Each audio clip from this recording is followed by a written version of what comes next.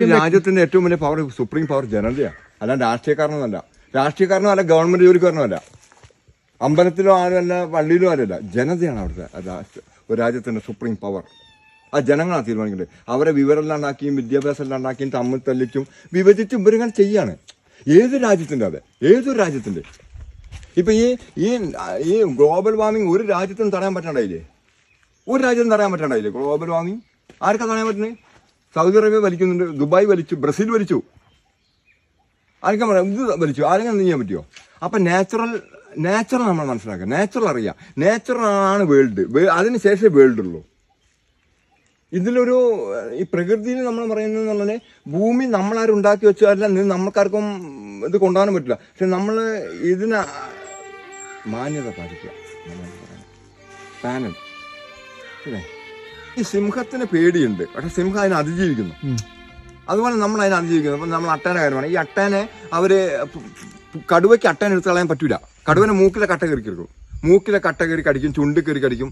കടുവയ്ക്ക് അത് സാധനം, കടുവന്റെ തോല് സ്ട്രോങ്ങാ. അതാ പുലിത്തോല് മാർക്കറ്റാ, ആന കൊമ്പ് മാർക്കറ്റാ. ഇത് നാച്ചുറൽ സ്ട്രോങ്ങാ. വീട്ടിൽ തേക്കൊരു കാതലാണത്. പുലിത്തോല് നമ്മൾ കുത്തിയ കയറൂല അങ്ങോട്ട്. അതുകൊണ്ട് പുലിന്റെ തോലിന് അട്ടയ്ക്ക് ഹക്ക് ചെയ്യാൻ കഴിയില്ല. ആ പുലിന്റെ ചുണ്ടില്, ചെവിയില്, കനം കുറഞ്ഞ ഭാഗങ്ങള്, ജനനേതൃത്വത്തിന്റെ ഭാഗങ്ങളില്, കാലിലുള്ള അവിടേക്കാണ് അട്ട അതിനെ ആക്രമിക്കാൻ ഭക്ഷിക്കാൻ പറ്റുള്ളൂ.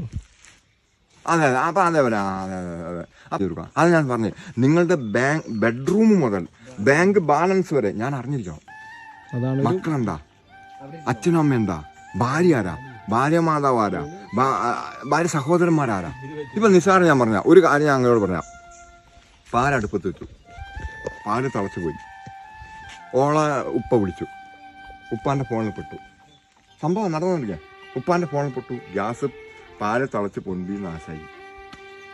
നിങ്ങൾ വരുമ്പോൾ ഗ്യാസ് വെറുതെ കത്തിപ്പോണു, പാലും തിളച്ചു പോകണു, പാത്രം കഴിയുന്നു, നിങ്ങൾ ഓളോട് ചൂടാവും. ഗ്യാസും മിസ്സാവുന്നു, പാല് മിസ്സാവുന്നു. നിങ്ങൾ രാവും പാലും ഇല്ലാണ്ട് മരുഭൂമി കടന്ന് മരിച്ചിട്ടാണ് വന്നവനാ. അപ്പോൾ ഈ എന്താ പറഞ്ഞാൽ നിങ്ങളുടെ അണച്ചിൽ അങ്ങോട്ട് കൊണ്ടുവന്നാൽ ഒന്ന് ഉടക്കി തെറ്റും പണങ്ങും. ചിലപ്പോൾ നിങ്ങൾ ഓളൊന്ന് കൊടുക്കും, ഓളോളെ ആങ്ങളെ വിളിക്കും, ആങ്ങളുടെ ആൾക്കാരെ കൂട്ടി ഇങ്ങനെ തല്ലി അങ്ങോട്ടും ഇങ്ങോട്ടും പ്രശ്നമായി.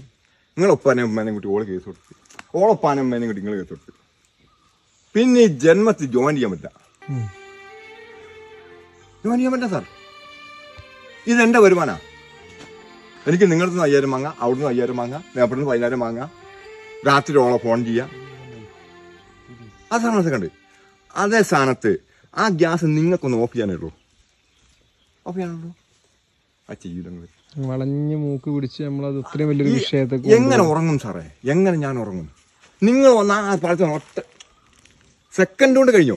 നിങ്ങൾ കാലൊരു മുള്ളു കുത്തി, ആ മുള്ളുകൊണ്ട് തന്നെ അപ്പം എടുത്ത് ട്രീറ്റ് ചെയ്തു. ആ മുള്ളു പഴുപ്പ് കയറി അസ്ഥിക്ക് പഴുപ്പെടുത്ത് കാല് മുറിച്ച് കാല് മുറിക്കുമ്പോൾ നിങ്ങൾക്ക് സ്ട്രക്ചർ വെച്ച് നിങ്ങളിങ്ങനെ നടക്കുന്നത്. അത് ഞാൻ എടുക്കുക, ആഘോഷിക്കുക, അത് ഞാനെടുത്ത് പൈസയാക്കുക, അത് ഞാനെടുത്ത് ബിസിനസ് ആക്കുക, അത് ഞാൻ ലാഭം കൊള്ളുക.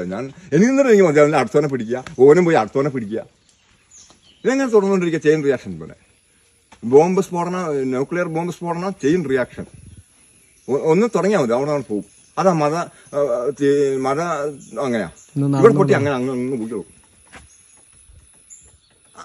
അതെന്താ പറയുക, ഞാനാണ് ഫോളോ. നമ്മളിങ്ങനെ ലോക്കലായിട്ട് ജീവിക്കുക. സൈക്കാട്രിയിൽ ഞങ്ങൾ പ്രൊഫസർമാരെ സംസാരിക്കുകയാണെങ്കിൽ ശ്രീകുമാരൻ നോർമൽ ലെവലിൽ ചിന്തിക്കിട്ടും, അല്ലെ പണിയാവും.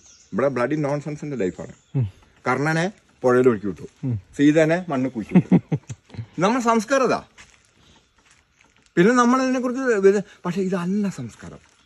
അതല്ലാത്തൊരു സംസ്കാരമുണ്ട്, ഇന്റർനാഷണൽ സിവിലൈസേഷൻ ഉണ്ട്. നമ്മൾ അതും മനസ്സിലാക്കണം. ഇവിടെ ബീഫ് മാത്രമല്ല, പന്നിയിറച്ചിയുണ്ട്. പന്നിയിറച്ചിയാണ് ലോകത്തെ ഏറ്റവും വലിയ ഭക്ഷണം.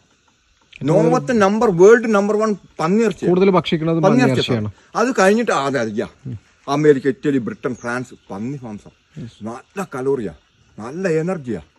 അത് കഴിഞ്ഞിട്ട് ബീഫ്, അത് കഴിഞ്ഞിട്ട് ചിക്കൻ, അത് കഴിഞ്ഞിട്ട് കോഴിമുട്ട, അങ്ങനത്തെ സാധനങ്ങൾ. അങ്ങനെ ഇതാണ് നിങ്ങൾക്ക് പഠിപ്പിച്ചു തരേണ്ടത്. അല്ലാണ്ട് നിങ്ങളെ എന്തോ ചെയ്യാൻ എങ്ങനെ മാറ്റുമെന്ന് ചിന്തിക്കുന്നു. കാരണം മാറാൻ ഇനി പുതിയ തലമുറയ്ക്ക് ഒന്നും പറ്റും. പുതിയ തലമുറ യൂസ്ലെസ് ആയി, അറിയില്ല. അവർക്ക് പ്രതികരിക്കാൻ പോലുള്ള ശക്തിയില്ലാതെ അടിമത്തത്തിൽ നിന്ന് അടിമത്തം. ഇത് സാർ മനസ്സിലാക്കിയോ?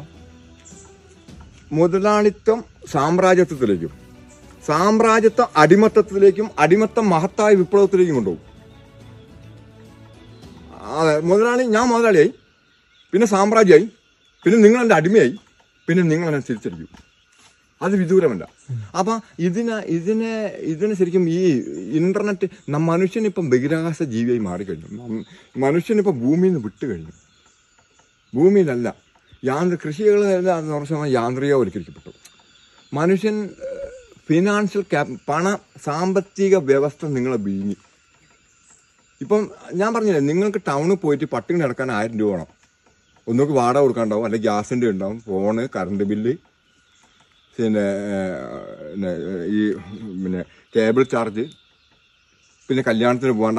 അങ്ങനെ നിങ്ങൾക്ക് ഒരു ദിവസം പട്ടിണി കിടക്കാൻ 1000 രൂപ നിങ്ങൾ പണത്തിന് വേണ്ടി വേണം. പണത്തിന് വേണ്ടി എന്തും ചെയ്യും. അതുപോലെ ഡ്രഗ്സും. ഈ ചെറിയ കുട്ടികളെ ഡ്രഗ്സ് കൊടുത്ത് വളർത്തുന്നതിനാ അവരൊരു കഞ്ചാവ് പീടിക്കോ ഒരു കുപ്പിക്കോ വേണ്ടി എന്ത് ക്രിമിനൽ പ്രത്യേകത ഇവിടെ ചെയ്യും. പള്ളിക്ക് പോകുമ്പോൾ പറയും, അമ്പലത്തിന് പോകുമ്പോൾ പറയും. ഇവനെ വെച്ചിട്ട് ഇവർ പൈസ ഉണ്ടാക്കും. ഇപ്പം മിനിങ്ങാന്ന് പറഞ്ഞാൽ 2 ടെററിസ്റ്റുകളെ കൊന്നു എന്ന് പറയത് എവിടെ? കാശ്മീർ. ഉണ്ടാക്കുന്ന ആ ടെററിസ്റ്റ് ഒന്നുമല്ല, മനപ്പം ഞാൻ നിങ്ങളെ കൊന്നിട്ട് നിങ്ങൾ ഇപ്പം എൻ്റെ വീട് ആക്രമിച്ചു പറഞ്ഞു ഞാൻ വലിയ പ്രശ്നമാണ്, ഞാൻ ഹിന്ദു സ്പർദ്ധ വളർത്തുക. നിങ്ങൾ ടെററിസ്റ്റ് അല്ല സാർ, അല്ല, എനിക്കറിയാം. പിന്നെ കരസേനാ മേധാവി ഹെലികോപ്റ്ററിന് കത്തി വീഴുക, നിങ്ങളെ പട്ട കടിച്ച് നിങ്ങൾ ചത്തു പറഞ്ഞു ഇയാളുടെ ഡേറ്റ് കൊണ്ടുവരിക. അട്ട എവിടെ കിടക്കണോ നിങ്ങൾ എവിടെ കിടക്കണോ? നിങ്ങൾ അതെ ഇതിനാണ് പണ്ട് പറഞ്ഞത് ചിന്തിക്കുന്ന ഒരു ദൃഷ്ടാന്തം ഉണ്ട് എന്നുള്ളൊരു ചൊല്ല് ഉണ്ടായിരുന്നല്ലോ പണ്ട്. നിങ്ങൾ ചിന്തിക്കാൻ പാടില്ല. കാരണം നിങ്ങൾ ചിന്തിക്കാനാക്കാൻ ഇവിടെ ഇഷ്ടംപോലെ ചാൻസ് ഉണ്ട്. ഒന്ന് ഫോൺ സിസ്റ്റം, മയക്കുമരുന്ന് സിസ്റ്റം, കുടുംബ പ്രാരാബ്ദം, ജീവിതത്തിന്റെ 2 ചാറ്റവും കൂട്ടിമുട്ടിക്കാൻ നിങ്ങൾ മരണപ്പാച്ചിൽ വയ്യ. അതിനെക്കൊണ്ട് നിങ്ങൾ ചിന്തിക്കാൻ സമയമല്ല. ഉപ്പാനെ ട്രീറ്റ് ചെയ്യണം, ഉമ്മാനെ ട്രീറ്റ് ചെയ്യേണ്ടതുണ്ട്, കുട്ടിയുടെ കാര്യം നോക്കേണ്ടതുണ്ട്, ഭാര്യന്റെ കാര്യം നോക്കേണ്ടതുണ്ട്. അതിന്റെ കല്യാണം കാലത്ത് എവിടെയെങ്കിലും നിങ്ങളെ പ്രസൻസ് പറഞ്ഞാൽ അവിടെ നിങ്ങൾ കുറ്റപ്പെട്ടു. കാശുള്ള കാമുകൻ കാമദേവൻ. അപ്പൊ നിങ്ങൾ പൈസ ഉണ്ടാക്കാൻ പാടില്ല. ഈ പൈസ ഉണ്ടാക്കുന്ന ഓട്ടത്തിൽ നിങ്ങൾക്ക് ചിന്തിക്കാൻ നേരമില്ല. എന്നിട്ടോ നിങ്ങൾ പൈസ ഉണ്ടാക്കിട്ടോ കുട്ടികളെ സ്കൂളിൽ വിടുക. കുട്ടികൾ MDM, നീലചിത്രങ്ങൾ, ഈ കുട്ടി അതാ കാണുന്നത്. 99%